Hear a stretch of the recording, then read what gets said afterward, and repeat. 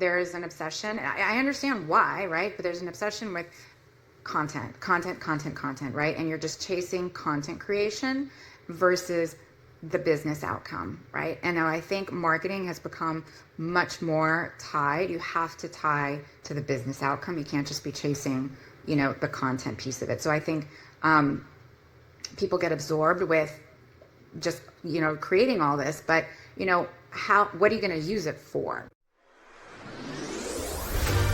This is You Should Talk To, a podcast for busy marketing leaders who are looking for support and tips on getting shit done. In each episode, Daniel Weiner interviews marketing leaders and discusses their experience, successes, and failures around hiring agencies. If you're interested in finding and choosing the right agency partner, then let's jump in.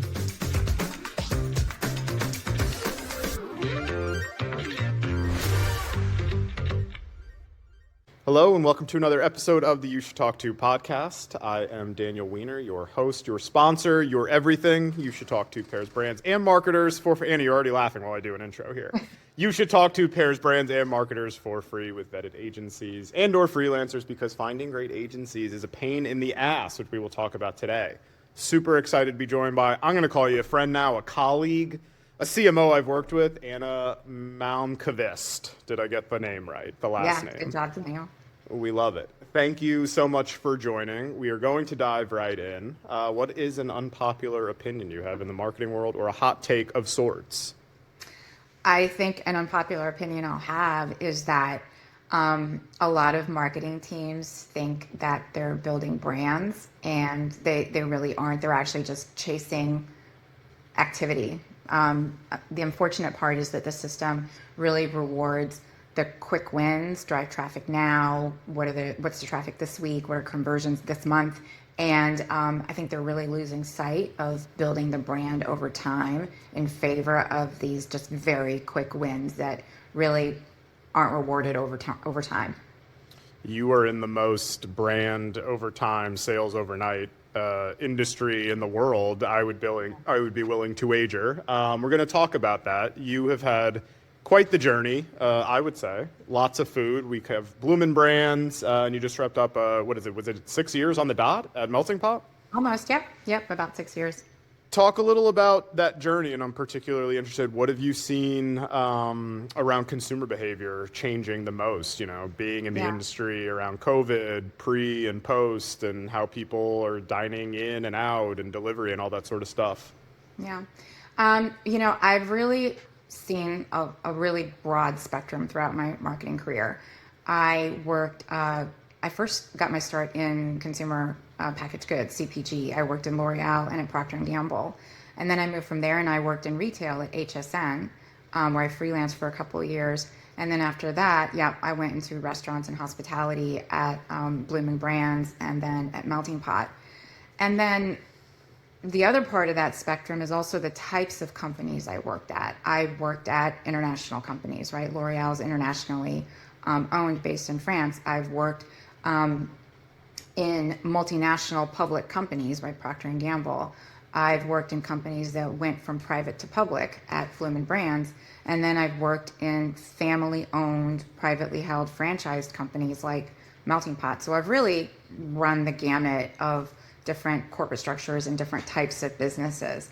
And what you really realize is that when you're classically trained at like a L'Oreal or definitely a Procter & Gamble, the business is all about the brand, and it's all about building the brand. It's about the consumer insights. It's about the positioning.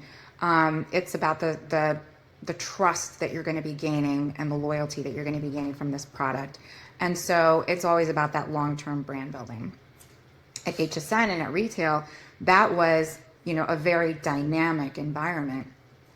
And you're constantly watching to see if something's on air, is it selling? And if it's not, it could be like plucked right off of air or definitely plucked out of the next segment it's supposed to be on, because you're constantly chasing that, that immediate sale because you've got these goals to make. When you think about the restaurants, it is about the pulling together, it's not just a product, right? It's the food, but it's the product and the service, and that ladders up to an overall experience. And if you're lucky and if you do your job really well, you're actually also creating emotion and memories, because restaurants is so dynamic. It's human, it's live, and it's happening like at 7 o'clock tonight, right? It's immediate. And so a lot of things have to come together to give them what at Melting Pot, they call the perfect night out. And so what I saw in the restaurant industry, and then I'll talk about the consumer piece, but what I saw in the restaurant industry specifically is that it has become, and over time, and because I did spend, so much time in restaurants, in that time, it's become a lot more data-driven. It's become a lot more segmentation-led. It is very much about constant measurement, and everything should be measured, even more now. And to your point before, it's incredibly focused around short-term outcomes, which is a huge pressure point. It's hard. Yeah. And so from a consumer standpoint, I think that we have become much more experience-driven, which works great for certain brands that already have it.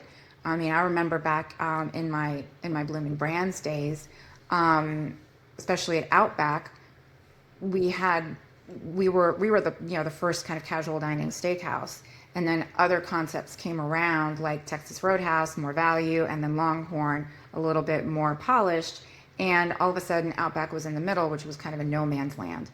And Texas Roadhouse had all the entertainment value of the peanuts and the line dancing, and then concepts became much more entertaining, like Dave and Buster's and things like that. And so all of a sudden, the thing with Outback was like, what are we going to do, right? It's all about eatertainment. What's our shtick going to be? And so we were trying to come up with something. A brand like Melting Pot, by definition already was experiential, so they definitely had that advantage. But you definitely seeing people looking for more experiences. Like I said, people after COVID became much more value sensitive. They continue to be value sensitive. So you keep seeing that as a recurring, theme with restaurants trying to, be true to themselves, but also offer something, be it an occasion or something that can help a guest feel good about the value that they're getting there. I'm curious, not to interrupt, just because I work with a ton of food brands. I think what I've seen and what I hear from a lot of folks in your seat is, in post-COVID, it's also just harder to get people out of their houses. Well, like everybody absolutely. became Yes. hermits, myself a little bit included. I know that I saw data recently, I want to say it was from Yelp or Eater, like the most sought after reservation time, which I love this trend as an early eater and early to bed, is like 5:30 or 5:45, something like that is the most sought after in restaurants. They used to have like a 10 o'clock reservation, have got rid of them, and they're all out of there by 9 or something like that. COVID. Well, that was all driven by COVID, right? COVID, people working from home, they were able to go out, maybe a little earlier when things started opening up. And so, the dine time has shifted earlier. Also, Uber Eats, DoorDash, Grubhub, all these things, right? So we did some research not that long ago in terms of, understanding competitive sets. And people would actually talk about Uber Eats and Grubhub or DoorDash, that is what they were doing tonight, right? They weren't like saying, oh, I'm going to order, from this place. I'm going to order Uber Eats. I'm going to order DoorDash. And that has become a part of their consideration set versus just naming the restaurants. So absolutely, that's a massive shift.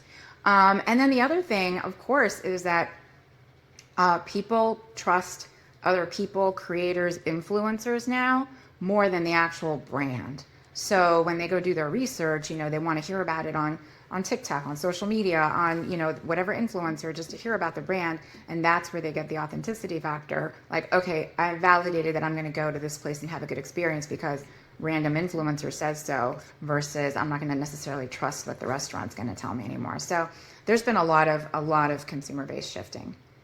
Being a CMO sounds fucking exhausting, if I'm being totally honest, especially in this space. Well, it does. I'm being so serious. Yeah, dining out is work, right? You go to dine out and you can't help but look at how the menu's organized. How long did it take for them to take my drink order? You notice all these little things. I just think it's interesting in this space in particular, not that being a CMO or VP of marketing isn't difficult everywhere, but when I just think of like how I think about food and eating out and restaurants, like there is an astronomical amount of competition and just factors.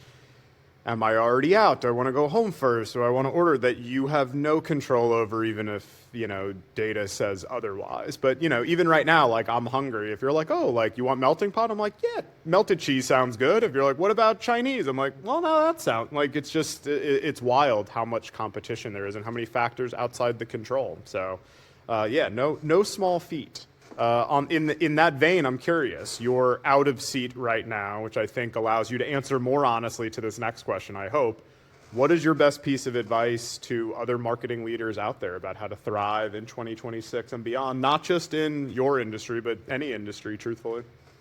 Yeah, and again, this industry evolves so much. The marketing that I started doing out of business school versus the marketing I'm doing now, it's very different. But I think there is an obsession. I understand why, right? But there's an obsession with content, right? And you're just chasing content creation versus the business outcome, right? And now I think marketing has become much more tied. You have to tie to the business outcome. You can't just be chasing the content piece of it. So I think people get absorbed with just, creating all this, but, what are you going to use it for, right? And so you need to be more mindful of segmentation and who you're talking to, how you're going to talk to them, and then create the right content around that versus just, creating content. Because what happens with content, like for example, on social media, you create it, it's a post, no one's ever going to look at it again, right? Nobody cares, right? So it goes back to protecting the brand will drive your numbers, and then you've got to then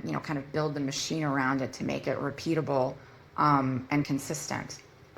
Do you think in general there's a trend for like over measurement? I find with a lot of brands, again, I'm all for data, but I feel like often, like I take the opinion often that like the best CMOs, I think, or the brightest or smartest are like willing to buck the data and say, yeah, I see that, but like my gut tells me otherwise. I think people just sometimes data stifles the creativity. Do you see that at all? I think you need to have a balance. I mean, it can't be just data driven. You have to, but use it as an insight, just like everything else. I think now with, mining data, it can be incredibly time consuming. And so I think now with AI, it can make getting those insights, not just like looking at the data, but getting the insights out of the data that much better. So I think, yeah, too much data can obviously cause paralysis, but when you can get true insights out of that data, which is always the goal, then it actually probably opens up your creativity, right? In terms of like, for example, using segmentation, if you can better understand, who are the people that are coming in for a celebration or once a year for an anniversary versus people that are coming in more frequently, you can talk to them differently because now you understand them, right? So if you can use it to create those types of insights, and open up your mind to that, then I think you'll be successful. I love it. I'm always curious to ask, since, as you know, which you can make fun of me if you'd like, I'm such a power LinkedIn user over. I was going to say, I would make fun of me for my activity on LinkedIn as well, but a savage wild animal over there. I'm curious, with your title, CMO, you've been VP and stuff in the past. Are you getting hit up every 14 seconds via every medium by agencies and vendors looking to work with you? Yeah, I mean, I always see, the posts and the content, of course, but yes, I do get all those little messages about, talking about, whatever it is. And I don't really necessarily pay attention to them unless they're coming from, a source that I trust. Yeah. That was going to be the question. So you beat me to it. You answered how I was hoping you would answer. But I'm curious, is there anything when you're not in market, like we're about to talk about how you worked with me, but if you're not in market, is there anything a vendor or agency can cold say that you're like, sure, let's do it. Let's have a general conversation or now, just because of the amount of time constraint you have generally from meetings? No, I typically don't. I don't for the ones that reach out directly to me. But, to be honest, when it came to you, so to the trusted source, right? I had seen enough Yeah, lay it people. on me. Give me some praise over here. Give me all Your the favorite part of the compliments. I was gonna podcast. say It's this is about the you best. now. This is the No, but I best. mean, I had seen people I trust and that I've worked with in the industry that have used you, right? That they and are very happy with everything that you delivered, right? Really good brands, right? So, in knowing them and having worked directly with them and knowing their not just their work, but their personalities, who they are as people. I know their kids, right? These types of things. I know them and I trust them. And so when I was going to go through the process, I reached out to them like, hey, tell me more about working with Daniel. And they They were did, like and that's how. they were like he's a wild animal but effective. Basically. But I was like, I loved it. I was like, that sounds like a lot of fun because it should be a fun process, right? I It's like agree. the dream project, especially when you're working on hiring a creative agency. It's always fun, right? And it's like the fun part of marketing. And so, but yes, it was always with going through a trusted source and networking that way, not just like some random person. I love it. Yeah, and to your point, like I do firmly believe that it's not always the case, but yeah, RFPs often the life is sucked out of them because of how like formalized the process is. So I'm glad to hear that it was fun. But let's talk about it. Actually, we won't talk about any of the participating agencies or the winners since this just last week got penned, which is exciting. But yeah, if I remember correctly, you came to me, we wrote an RFP together and talked a little about the process. I'm curious, before, you asked around about me, I guess, but at the beginning, what was going through your head, I guess, of like, oh, this guy's going to introduce me to like a bunch of agencies and stuff? I'd love to hear in particular, like the chemistry round of just taking Yeah. general calls with agencies, trying to, I don't know, suss out the vibe. Well, even before that, we had done an RFP for a different agency, I think a couple of years previously, and we didn't use you because I didn't know about you, right? And so I didn't know that I was missing this part of my life. Biggest mistake of your career. Exactly, an idiot. So yeah, so how did we go about even finding agencies to RFP? Well, we did ask people, right? I asked friends, who do you use? Who have you used? Who have you used? But it felt, it kind of limits, because I can talk to one person and they use this, and I talk to another person. How many people am I going to reach out to? And, so it kind of was limiting, right? Going through you, and especially since I don't have to pay you, right? The agency's paid you, right? So it was great because you have hundreds of relationships, and so it opens up, it's like remote work. Like it opens you up to a whole like slew of candidates that otherwise, wouldn't be like right in your geography or like right in your immediate, purview. And so just knowing that you had access to all these different agencies made me feel that I could maybe find a better agency by going through you. And then I gave you, the criteria, and some of it is geographic, some of it's physical, and some of it is, obviously the business constraints and can they handle it? Because it's not a huge account, for example. I mean, certainly bigger accounts are out there, but when in the melting pot example, when it's an experiential brand, one of the things I said was like they have to have a melting pot in their town, like driving distance, like right there, because they have to go experience it a lot. Don't just go on the website. Don't just look at, our social media. You have to go experience it. Also, just convenience. I don't want anybody in LA, right? I need somebody in my time zone or one time zone away, just because this agency is going to be an extension of the marketing team, and as such, I need to like have access to them on my time, right? I can't have you 3 hours behind. I used to work with an agency. I was working in Maryland or in DC, and the agency was in London.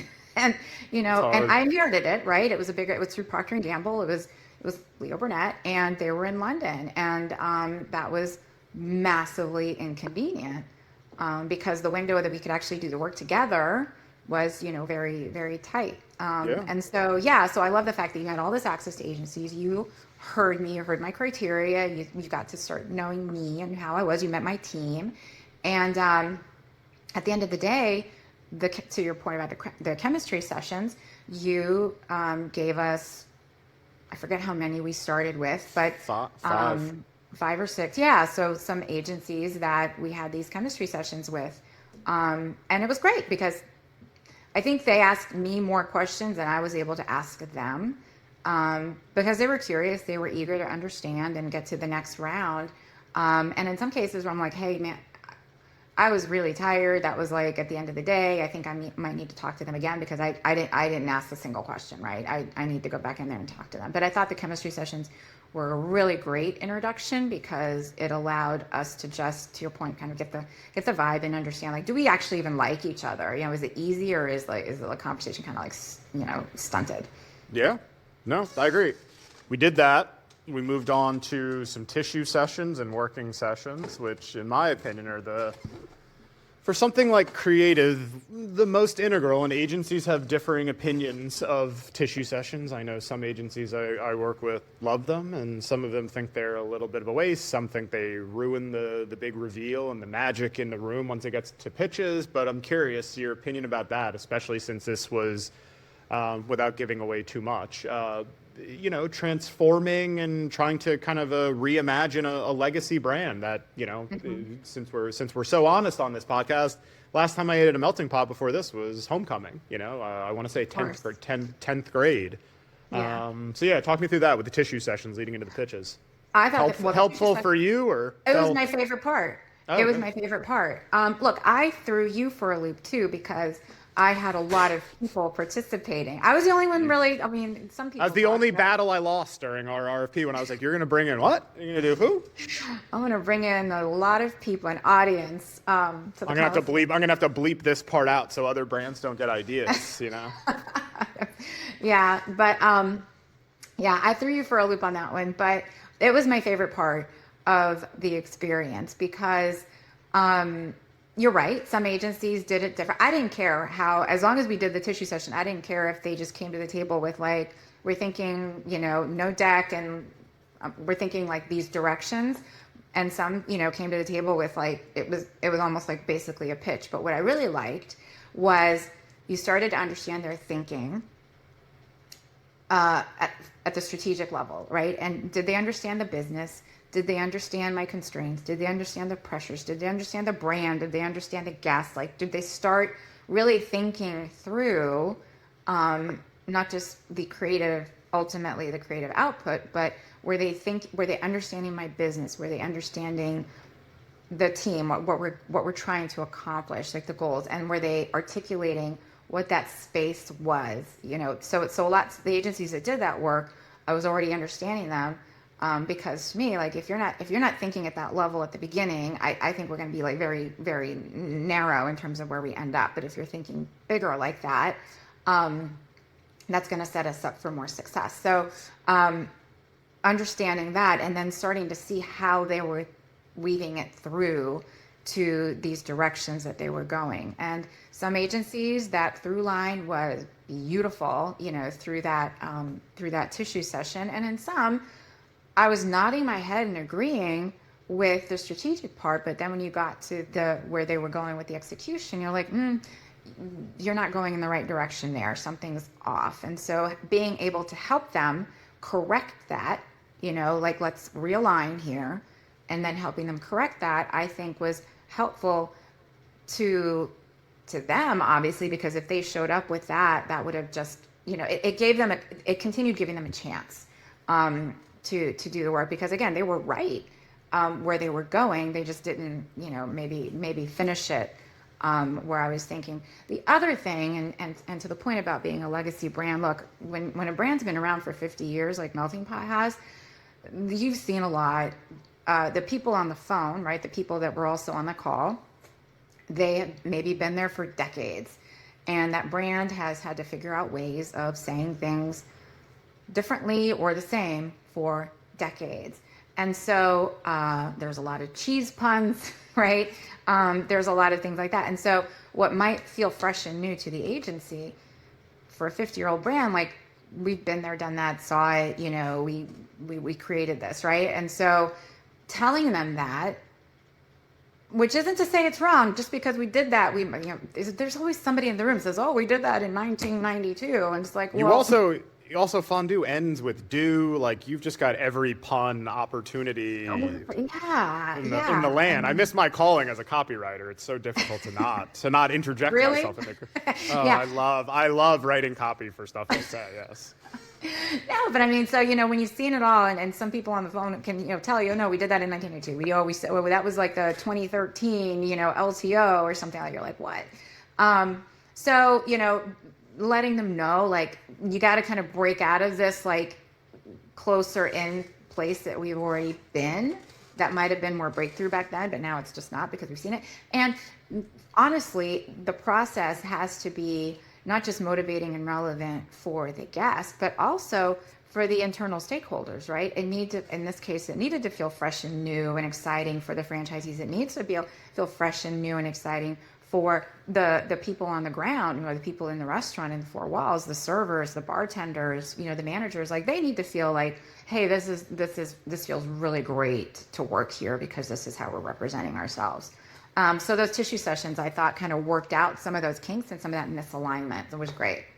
Yeah, I like it for a couple of reasons, and you brought up a bunch of stuff I wanted to ask about. But I think it gives a CMO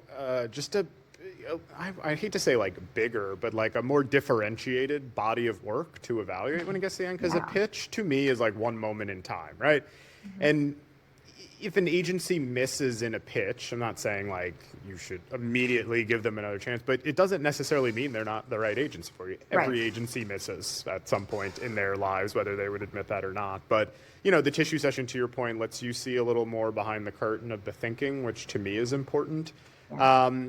Something else that I think is interesting, in particular with this, which doesn't happen often, you actually invited, against my direction, and none of this is meant to sound negative, if any of this does, towards like franchisees, because they are like a huge piece of the business. You invited members of the franchise marketing committee, who, from my understanding, don't have typically like the marketing background that you would, or a CMO in seat. So it's interesting for an agency as well as you, because agency is trying to like win you over, but also win over franchisees, but also tie everything back to the customer, which has nothing to do with you or the franchisees, right? You're navigating, picking agency, making franchisees happy. So it's like this weird triangle Venn diagram of like, holy shit, if we're an agency, like we got a lot of stuff going on. I think it went relatively smoothly, but to your point, like I do remember at some point somebody made a comment like, we did this 27 years ago or something like that. And the agency was like, okay, like that's okay. Like that's why, again, I think in these things, it's an opportunity too to see how people deal with pushback and negativity and stuff like that. Again, I would kill them first, but if any of the agencies I work with ever like, got like super aggressive about like defending their stuff rather than talking, like you shouldn't hire them either. I just think it invites healthy conflict before you're actually in it together as well. Yeah, and I mean in those situations, I thought you and I worked really well together in terms of like, Daniel, I have to have these people on the call, but what's a way to make this productive, right? So what you just said doesn't happen. And so I thought we did a good job in terms of like saying you did. The tissue session, bring your questions, you contribute, ask the questions, ask everything you want. And I had to tell them, very clearly, this is what a tissue session is. This is what a tissue session is and is not, right? This is what we're going to talk about. These are the things that we're not going to talk about. And bring your questions here. And then for the pitch, since they were there too, what we did was ask them, really don't ask questions. If they had one, it was fine, but really not necessarily ask questions, but we gave them basically a scorecard, right? And so that each agency, here's the criteria we're looking at. So they're not necessarily comparing agency to agency, but comparing agency versus the criteria, and then give me your scorecard, after the meeting, so that we can take your thoughts into consideration too. So I thought that worked really well. Awesome. The final question on the RFP stuff. You got to the end, you saw 3 pitches. I wouldn't say it was like the easiest decision, but one agency who ended up getting selected rose to the top. I'm just curious, like as you evaluated, if you can just talk a little about like what ultimately led to that decision? You know, was it the body of work in general? Because if I remember correctly, they were not I'd have to look back at my ill-prepared notes, but they were not the front runner at the very beginning. I always ask along the way, like, you know, if you had to pick right now, like, who's ahead in your mind? But yeah, just as it got to the end, like, how did you think outside of the scorecards, just, you know, from like a gut feeling standpoint? They were not the front runner at the, let's say, the chemistry session, I guess, because I felt that they were asking potentially a lot of questions, or not even necessarily questions. Gross, no, Anna. no, listen to me. They weren't. It wasn't that they were asking a lot of questions. It was almost like they were kind of asking you a question, but kind of like because they were going to tell me the answer, and I was like, I don't know, because in that chemistry session, I felt like, are they just going to like talk too much strategy and not get the work done? Right? That was my concern at the chemistry session. Fair. At the tissue session, and I wonder, I forget if they're the ones that asked, or maybe emailed some questions before the tissue session. I forget. But the tissue session was phenomenal because the strategic part, the way that they were able to quickly understand the guest and the business and the brand and find that white space and articulate the white space. And then, oh my gosh, if I could look at that tissue session right now, they had a very clear framework that they walked you through why, you know, almost like what's the insight that they're going with, and what's that human moment that they're going to be delivering against, and then here's the idea. And they had like 5 of them.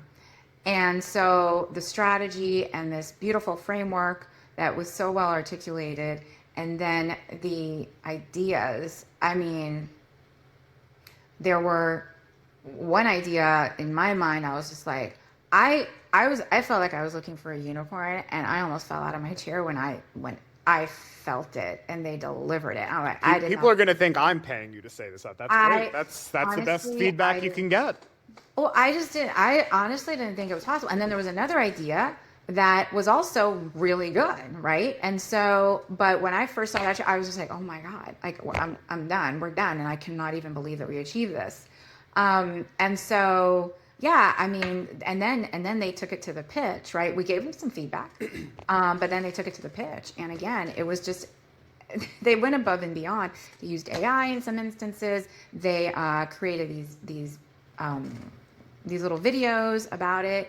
And I mean, one of them, I'm not even kidding. I mean, like, I started getting emotional about it. And that was exactly what we were trying to get at. So honestly, you know, it was a very easy decision for me. I wasn't alone. The team felt, you know, very similarly. So yeah, so it was a very easy decision for me to award that to them.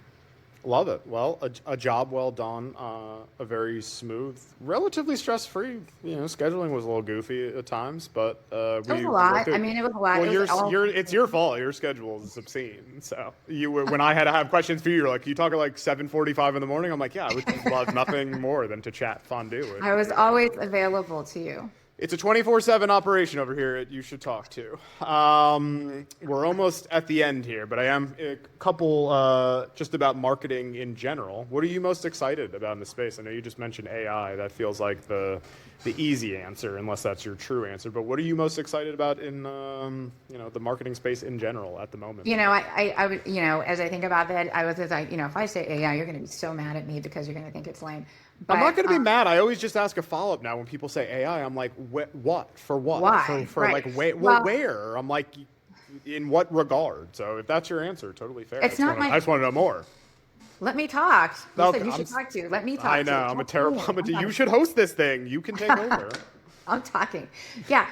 Well, yes, of course, everyone's going to say AI because that's been, you know, now for a couple of years. But I think it not necessarily and how you think I'm going to talk about it. And it's not about like, oh, AI is going to make ads. It's going to create content. I just kind of said, you know, content's like important, but it's a little overrated, right? So I think what AI is truly doing that's exciting is freeing up the capacity of the marketing team.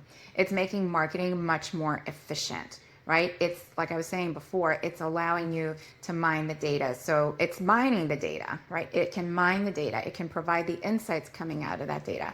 It can help you just be that much more directed to help make your marketing that much more relevant. Like I was saying before, I think it's like, if you can better understand, who are the people that are coming in once a year for a celebration versus the people that are coming in more frequently, what are they ordering? Why are they ordering? What are they not ordering, right?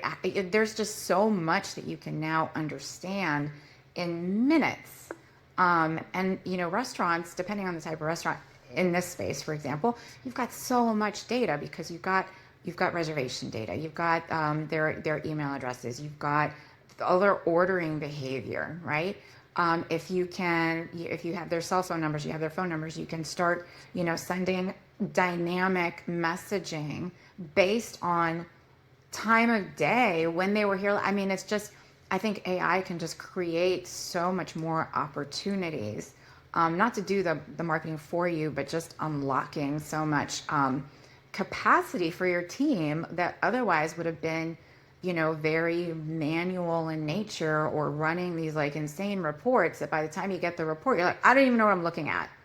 I don't even remember why we're running this, right? And now you can just ask the question and keep building and it keeps learning, right? So it's just fascinating how it can just increase the capacity of the team. I love it. So what's your actual answer if AI is not the answer? It sounded like AI was your answer. No, because now, well, here's the deal. What happens is the other side of it, right? So marketing does not own, in restaurants, for example, marketing can help it. Marketing doesn't own the experience, right? So if you let marketing do their job, which is, again, unlocking these insights, making the brand relevant, then what can happen is then, people can go in and actually then have the human experience that can be delivered in the restaurant, in the very human way. So the data, the AI can get them in the door, but let the experience, bring them back. And what I am bullish about, right, is, like we were saying before, the guest is all about the experiences, the physical experiences, the emotional connections, right? They can go have this now, even because they felt that much more connected to the brand when making the decision to go in, because we did, a great job with that. And You'd agree then good marketing, or even the best marketing, can't beat bad operations, I presume? yeah, well, that is definitely a problem. I think that's a misconception, is that, marketing is accountable for the experience, and we can help with the experience. We can talk about the experience. You can get them there. You can't serve them. But we cannot, we don't own the operations. We don't own the in-store execution. We don't the service and the consistency. We don't own that. And so, part of the job is difficult. We can be accountable for certain things, but if we don't own the experience, we can't. It stops there. What keeps you up at night from a business or marketing standpoint, or stresses you out? When I was in business school, my organizational behavior professor was a very dynamic guy, and this is several years ago, and he would talk about the world continues to want more, better, faster, more, better, faster. It's all about more, better, faster. And, that was a long time ago, and that has just continued. The pace is, just so fast at all times. And like I said, the marketing that I was doing at P&G and L'Oreal back when I was getting started versus the marketing I'm doing now, which has become, very, technical and digitally focused and analysis focused. It's all very different. So I think, the being more, better, faster, there's this pressure to be more, better, faster with less, while still being brilliant and still being, all the, measurable and measuring everything. So that keeps me up at night. The other thing is this constant tension, and we started kind of talking about this at the beginning, is the constant tension between building the brand for long term and meeting what is demanded by leadership or Wall Street or whatever this quarter. And there's this constant tension that needs to be addressed, regardless of your corporate structure. that is, just also, very difficult to manage 24/7. It is hard. You survived the marketing portion of this podcast. We will finish with some fun ones that I ask everybody. What was your very first job? So I had to think back for this one, but my very first job in high school was working for my mother. So my mother is a doctor, and she was an I'm scared a little already. You're like, my doctor mother hired me out of high school to aid in. No, I worked after school. After school, so my mother was an obstetrician and gynecologist. Okay. And after school, I would go to her OBGYN practice and, just work in her office. And, yes, it was my mother, but she made me work very hard for the $3.32 an hour that I made. Maybe illegal child labor. We'll glaze over that. Well, my mother was very professional. Consummate professional. So she made me call her Dr. Gelpi when I would go to the office because it was more professional than calling her mom if I had any questions. So I had to, call her by her name, but her professional name, which is actually her maiden name, right? So I had to call her by her maiden name, Dr. Gelpi. But, it was interesting because, and both of my grandfathers were also doctors, but when you worked in that kind of office, you learn these are people, right? These aren't transactions. These are people that are coming in, maybe for big life moments if they're pregnant or for kind of scary moments. And so, it certainly wasn't glamorous, but it was very grounding because you saw, just people, like normal people, all the time. That was my very first job. My first job out of college was actually in New York City, and it was working in the corporate division for Tiffany and Company. And so, oh yeah, that was one of your aspirational brands from the RFP. You wanted to elicit the emotion of when you open the box. Well, exactly right. So, that was my first job out of college. So imagine, working for such an iconic and timeless brand. That's been around for over 100 years, right? So you're working for this iconic, timeless brand that, yes, it's ultimately a product in this blue box, but it's so much more than that, right? Because you're selling emotion, you're selling memory, you're selling meaning, you're selling love, right? You're selling all these wonderful things. So, really two very obviously different experiences at, very different ends of my life and my continuum, but it's all about, the human emotion, the human feeling, iconic storytelling, some of those things, ultimately, led me to be a marketer because I really love that space. I was going to say, you can tell this isn't, sucking up to a CMO. I talk to a million people, and I would say the vast majority, if I'm being honest, I wouldn't say everybody's dead inside, but you lose sight, I think, of the cool part of marketing, and you can tell, you light up when talking about the craft and the experience of opening this stupid blue box, but the excitement it brings and the experience around it. And you were like that with fondue too, truthfully, which I'm being serious. I'm probably more cynical than most, but you can tell you deeply respect. And I think when you reach that level, regardless of, I see people saying the C-suite of Taco Bell isn't eating Taco Bell every meal. Probably not. But I do think they deeply, deeply respect the people in all the stores and the craft of the whole shebang that they're doing. And I would say that about you as well, working with you. But also you can just see it when you talk about some of these brands. So that's rare in this industry, I think, in 2026. Thank you, Daniel. You're welcome. What would your final meal be? And don't tell me a bloomin' onion or a fondue bowl. Taco Bell. No. No. Now we're talking. No. You know what? Weirdly, do people think about this? Because I do. On a horrifyingly morbid basis. Yes, I do all the time. I ask everybody this question. Because I actually have thought about it. Whenever you see something, on the news or whatever, I'm like, what would my last meal be? And it's like, what could I possibly do to be on death row to then, have a last It doesn't meal? have to. That's what somebody else has said on this podcast. It doesn't have to be death row. Just say you're gone tomorrow. The world's ending. We got a shot at that. Who knows? The world could end tomorrow. So what's wrong with me if I took it to the death row place? But I think that's when you think about it, right? But look, I'm Cuban. I was raised Cuban, and 100% my last meal would be Cuban food because it tastes like home, right? So Cuban food, it started out with some croquetas, absolutely have ropa vieja. If it's my last meal, I'm like, okay, screw it. I'm going to have a carb. So I'll have some rice, That's good. maybe some black beans. But yeah, I mean, that kind of food, so familiar, so warm, so tasty. And it's the food I grew up with. So, for my last meal, I'm not going fancy. I'm going to go nostalgic. Okay. And then my final question, who is somebody who inspires you personally, professionally, or both? Yeah. Well, I would actually have to say, and this is probably super cliche, but it would be my mother, Dr. Gelpi. Dr. Gelpi. Shout out Dr. Gelpi. I'll tell you why. Okay, Dr. Gelpi. It's not a bad answer. It is. A lot of people have said that. That's a wonderful answer. Send this to your mother, and I'm sure she'll be thrilled. I'll make her watch it, but she'll be like, "Well, you didn't." She'll probably criticize it.